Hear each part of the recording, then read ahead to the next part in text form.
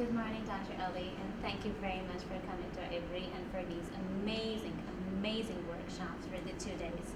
How did you like IBRI? I loved IBRI. Well, IBRI wouldn't have been special without the people there. So you guys have made IBRI even additionally special to me. I loved every minute of it. That's very Everything kind of you. went as per plan, or even better. I'm really impressed. Alhamdulillah. All thanks to Allah Almighty. It's been gracious to me, really. It's beautiful. I enjoyed every second of it. Yeah. Thank you very much for everything. That's very kind of you, and we'll be honored if you visit us again. We hope to see you again here. Inshallah, there are plans, inshallah, and I would love to come again. Working with such intellectuals, high-profile professionals, this doesn't happen to you every day, does it? I mean, and you definitely, once it happens, you want the experience to repeat itself. And I'll make sure it happens again, inshallah. Inshallah. You're the most cited ELT researcher in Oman. What advice would you give to the aspiring teacher researchers? To pursue research. Honestly, this is the trend now, Fadila. I mean, ELT is changing by the moment. And if you are not updated through research, which is very scientific, very academic, very systematic, then you will definitely at a certain point feel that you are left behind. And the knowledge you have accumulated over the years is becoming outdated. And believe me, this is the last thing you want to do today under the current circumstances and the challenges the entire field is facing.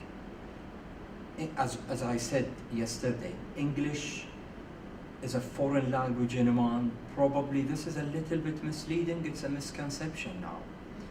Maybe we need to rethink this and look at it from a different perspective. Foreign? I doubt it. It's much more than that. I said it yesterday, it's a global lingua franca, and we really need to think about those 3 words, what they mean, where they're going to take us in the near future. As teachers, definitely without research, not a single teacher, even the most knowledgeable teacher, would not stand a chance to go far. It's a global language. It's probably not a foreign, not a second.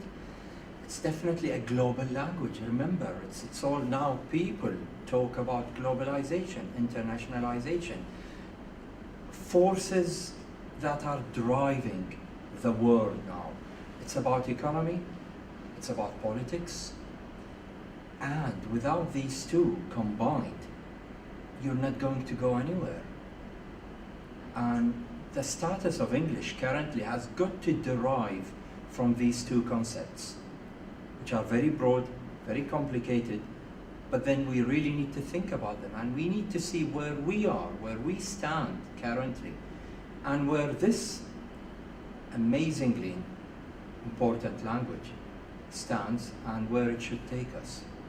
We cannot live in isolation, for sure.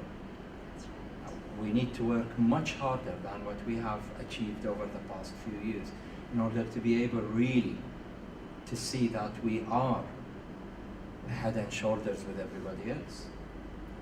But then this is the challenge of all times for us. That's right. As I said yesterday, the mother of all challenges, probably. That's right. Yeah. We talked quite a bit about how ELT techniques have been evolving over the past years.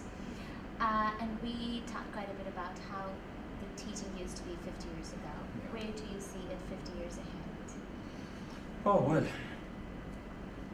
difficult to project the future sometimes. When you think about it, you say to yourself, have we reached the peak of it?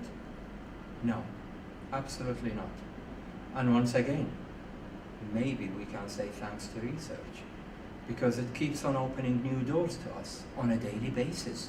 The more you read, the more you yourself conduct research, the more you find out that, the potential for development is unlimited. It's always there. At a certain time, we talked about technology in a broad sense. Now we're breaking it down. Now we're linking it even to the most abstract concepts, like ideologies, very abstract. But then the place of technology continues to be there. The link is always there. You will need to establish it. It's your effort, it's your experience, it's your knowledge, it's your thrive.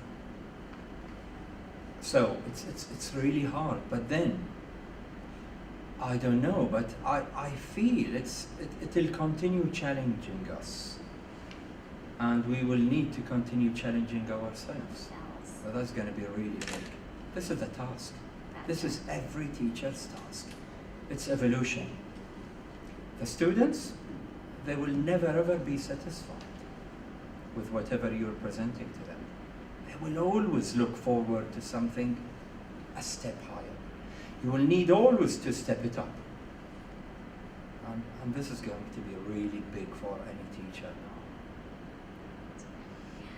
When we talk about evolving techniques in ELT from perceivably old times, we talk about repetition and drilling. Yeah. But nowadays, when we look at the recent research, they're coming back to some, they're just taking those ideas from the perceivably archaic ideas. For instance, repetition and drilling and stuff like that. So does that mean we're running in circles? Very much so, yeah. That's why when you asked me that question, where are we heading after 50 years? I thought about it. Actually, I answered your colleague's question yesterday that yes, with the economic situation around the world now, you never know. People may, whether they like it or not, by force, and they will have no option probably to go back to the grammar translation method, to the audiolingual method. It could come back into play. It is already coming back into play. Some teachers, with their beliefs, cognitive directions, their ideologies basically, they are really going back to this stuff. They're adopting it again. They're trying it. And remember, your students are probably what you make of them. And if this is your culture, this is the culture you are trying to construct inside the classroom. Because not all students are the same. Some of them are very accepting. Some of them are, they question things in a very limited way. They will take it as a given. The teacher will always remain the source of knowledge. He's doing it this way. We're not enjoying it probably very much, but we're learning from it. Maybe it's the right thing for us. Maybe he or she knows much more than we do, and then it's happening the way it should be. Absolutely. We talked about peer observation today. We didn't really talk about it, we just touched upon it. We did. And we said that it's in vogue and it's developing as a very good technique for staff professional development. The biggest challenge we see when we are doing peer observation is that a lot of self-defense comes into play. Yeah. What can we do to deal with that problem? Self-defense, you mean from the perspective of the observer or the observee? Observee. The observee. Well, obviously, because as I said earlier, you've got your own protocols inside the classroom. You've got your own beliefs, your own cognition, your own thinking, your own experience, your own ideologies. These are psychosocial and social psychological constructs which are very, very hard to break down sometimes. Convictions even. And you have been brought up with ever since you started, probably learning to become a teacher. You've developed all that. And at a certain point, you will feel very much insecure when somebody tries to tell you or even show you or even demonstrate to you practically that, hey, what you're doing needs to be a little bit revised, rethought, reconsidered. It's always a mountain to climb here. No, I have been doing it for ages. No reaction from my students. Remember, they are always underprivileged, these people. They hardly talk. When they keep quiet, it doesn't mean that what is happening is perfect, that they are fully satisfied. So, when a remark as such, a comment as such, comes from an observer who is a colleague, not necessarily knowledgeable, more knowledgeable, let's put it this way, but probably has got a different kind of experience in the field. Right. It's always good to take it and think about it, rather than reject it at once. Otherwise, peer observation today is one of the most talked about teacher development techniques and strategies. And we need to take that on board as teachers. We need to adapt. We need to be more open-minded, because it is actually about open-mindedness. Right. Listening to others, accepting their feedback, thinking about it, reflecting critically on it, go back to the observer, discuss it with the observer. Don't reject it immediately, because everything here can have a special value, because it is basically related to experience. That's right. And experience is such a valuable thing in our field. And it could be theoretical, it could be practical. It's there. It's there, and we have to respect it. My last question is about reading habits of Omani students. It's been researched about that what do Omani students find most challenging while learning English. From teachers' perspective, the well-known complaint is that my students don't read. Yeah. And if they start to read, it would take them miles ahead in terms of English language learning. What do you have to say about it? Yeah, well, it's true. I couldn't agree more regarding that they are not very good readers, today's generation. I fully agree with that. But then, we need also here again, look at the roots of the problem. And that is, in your opinion? In my opinion, well, it's definitely, it starts all from home. Great, yes, we agree that technology has taken us in a completely different direction. But then, the home has a role to play, the school has a role to play. Technology, this is what the students are after, this is what they're asking for. Great, absolutely nothing wrong with that. Direct them to read using technology. It's not about giving the mobile phones, iPads, tablets, whatever you want to call them. There's always room there for you to provide something to your students to be able to read. It doesn't mean that that thing is just for communication. No, that's not true. That's a big, big misconception. You can always find something there.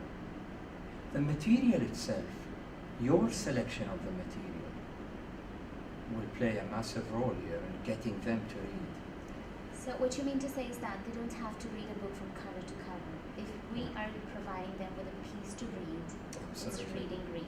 Absolutely. Sometimes, Fadila, reading one paragraph, 5, 6, 7 lines, can leave amazing